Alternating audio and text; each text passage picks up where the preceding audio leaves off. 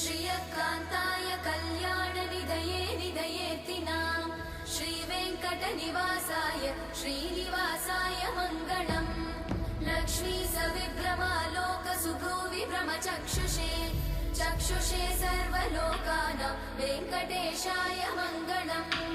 श्रीवेङ्कटाद्रिशृङ्गाग्रमङ्गलाभरणाग्रये मङ्गलानां निवासाय श्रीनिवासाय मङ्गलम्।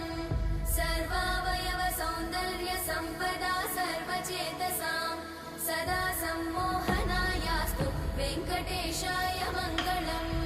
नित्याय निरवध्याय सत्यानन्दचिदात्मने सर्वान्तरात्मने श्रीमद् वेङ्कटेशाय मङ्गलम्।